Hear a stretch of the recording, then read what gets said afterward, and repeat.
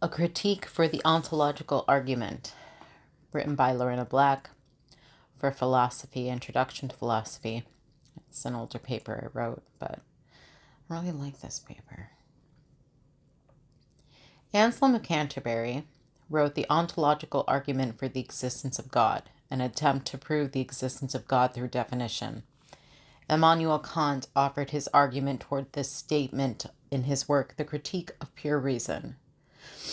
Kant stated that existence is not a predicate, therefore it is not a quality that God has to describe him or anything else for that matter.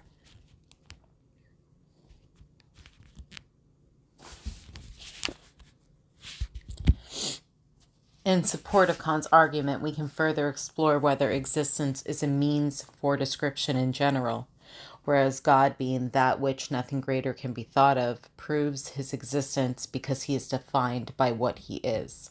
Anslem argues that God possesses his existence like an adjective that can describe him, and thus by being described as that which must exist by being God, his existence cannot be denied. However, if existence is not a quality that can be possessed, this argument is unsustainable. The ontological argument made by Anslem is supported by his claim that it is impossible to think that that which nothing greater can be thought of, Anslem 28, cannot exist. Hence, if that than which a greater cannot be thought can be thought not to exist, then than which a greater cannot be thought is not the same as that than which a greater cannot be thought, which is absurd. Something than which a greater cannot be thought exists so truly then that it cannot be even thought not to exist. And you, Lord our God, are this being. You exist so truly, Lord my God, that you cannot even be thought not to exist. And this is as it should be. For if some intelligence could think of something better than you, the creature would be above its creator and would judge its creator, and that is completely absurd. In face, everything else there is, except you alone, can be thought of as not existing. You alone, then, of all things most truly exist, and therefore of all things possess existence to the highest degree. For anything else does not exist as truly, and so possesses existence to a lesser degree. Anslem proposed that if God exists only in the mind, then we can imagine something greater than God existing. By believing in God's existence, we have already agreed unto ourselves that God is that which nothing greater can be thought of, and if God does not exist and only exists as an idea, then we are in contradiction to our beliefs, and something greater than him can be thought of. We cannot imagine something greater than the greatest being that can be thought of. His existence is understood by the way he is described, and therefore solidifies his existence. It is greater to exist not just in the mind, but in reality, and if we agree that God is the greatest living being, then he must exist outside the mind. In Anslem's argument, God is the most perfect being, and he devises that this would prove that God has existence as a characteristic of himself. The argument says that existence is what logically follows God because the idea of God as a subject gives us the predicate of existence. However, this is a mistake in reasoning. When reasoning with ourselves to make sense of what is in front of us, be it an animal or a plant, we never use the fact that it exists as a means of describing it.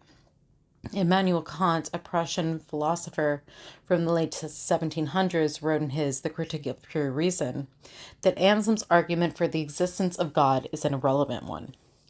Kant did not agree with Anslem's treatment of existence as a predicate and argues in The Critique of Pure Reason that God cannot be described as that which nothing greater can be thought of because existence is not a predicate or a means to describe something at all. Kant thought that the concept of a supreme being was valuable, but it was only an idea. He further explains that an idea itself could not help us in our determining the correctness of the idea. The qualities are understood as belonging to the subject once we know the subject because the predicates are contained in the subject. A tree is green-leafed, an animal may be furry, but we would not use the fact that an animal exists to describe it to another. I love that tree that's growing in your backyard. Curious, what species of tree is it? She asked her mom. Oh, I'm so glad you do.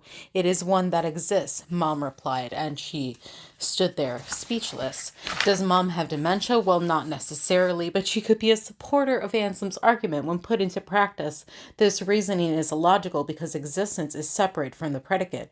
This means that existence is analytical in nature, and we analyze the attributes of a subject to determine its existence, not the other way around. Therefore, to describe God as the greatest thing that exists, nothing better exists, and this proves his existence, is an absurd notion. Does anything exist that has existence contained in its definition? No, because existence isn't something you can put into a definition or can be a description of anything. Kant expressed that existence is separate from the description of something and adds nothing to its essence. So something that which nothing greater can be thought of can in fact not exist. Let us say, for theoretical analysis, that you need cash, so you imagine that there must be $20 in your wallet and investigate it further to find no cash. Now let's say that you need cash, so you imagine that there must be $20 in your wallet and investigate further, and there is $20 in your wallet from last night. Well, which is better of the two? The second, because just thinking about needing cash does not actually put cash in your wallet. You put cash into your wallet last night and you have change left over, and that is why it exists, because just the thought of it existing does not guarantee its existence. To contrast and question the validity of the ontological argument, Anslem talks about the fool, a reference to Psalms 53:1. How indeed has he, the fool, said in his heart what he could not think, or how he could not think what he said in his heart, since to say in one's heart and to think are the same. But if he really, indeed since he really, both thought, because he said in his heart, and did not say in his heart, because he could not think, there is not only one sense in which something is said in one's heart or thought. For in one sense, a thing is thought when the word signifying it is thought. In another sense, when the very object which a thing is understood. In the first sense, then, God can be thought not to exist, but not at all in the second sense. No one indeed understands what God is, can think that God does not exist, even though he may say these words in his heart, either without any objective signification or with some peculiar signification. For God is that than which nothing greater can be thought. Whoever understands this understands clearly that this same being so exists that not even in thought can it not exist. Thus, whoever understands that God exists in such a way cannot think of him as not existing. I give thanks, good Lord, I give thanks to you, since what I believe before through your free gift, I now so understand through your illumination, and that if I did not want to believe that you existed, I should nevertheless be enabled not to understand it. In order to prove the existence of God, Anslem uses the fool's argument to his advantage. This is a priori argument, where certain basic principles are assumed to be true. Regarding the nature of a priori argument's construction, it is not necessary to use factual evidence because we can rely on the accepted truth as true. A priori argument contrasts with a posteriori argument, which are based on evidence and facts. Anslem does not believe the fool's position to be correct, but uses it to show that if God exists in understanding or in the mind, then he must exist. Kant thought that while the concept of a supreme being was valuable, it was only an idea which could not help us in determining the validity of existence. I offer the boundless argument in defense of Anslem, that if God is an omnipotent being outside of our realm of understanding, then his existence is not even an argument.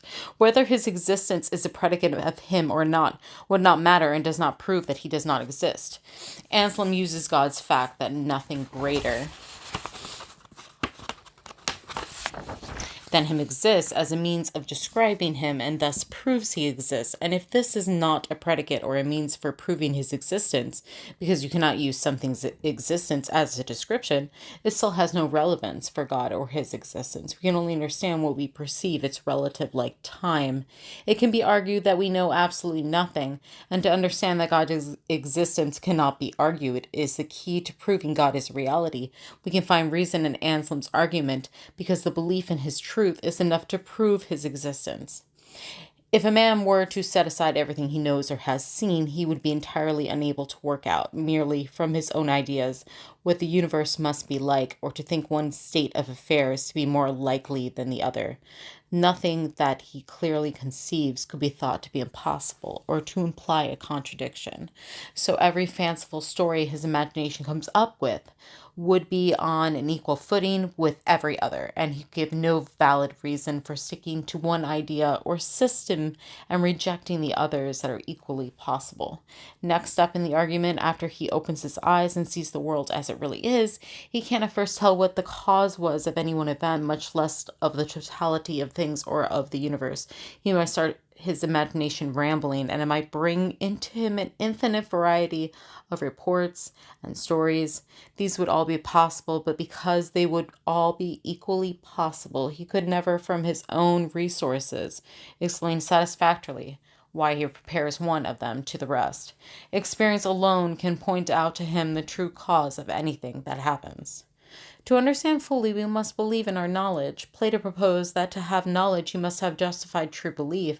And if there is justified true belief, then you must have knowledge. So to believe in God's existence is necessary for God to exist, or for us to have knowledge of his existence. This makes Kant's arguments against Anslem's invalid, whether or not existence is a predicate and can be used to describe God as not a factor in determining the existence of God. Supposing it is a valid argument to use existence as a means for describing God, that he is that which nothing greater can be thought of, then his existence is confirmed in the definition of God. Whether or not we can argue the validity of God and find a justified truth from it remains an abyss of unanswered questions, popping up as quickly as they find reason and rest. It is irrelevant whether existence is a predicate for God in the end, and whether Kant's argument or mine is valid is left up to the mind pondering God. God's existence or the knowledge of him relies on your belief in your truth. If we could argue the idea that God is not a subject for discussion, and this act or lack thereof thus solidifies his existence, we could understand the ways he has been interpreted through civilization. Through knowledge we might find the belief, or through belief we could find the knowledge. With one truth we can unite all religions and faith we do not know, and that is our truth of God.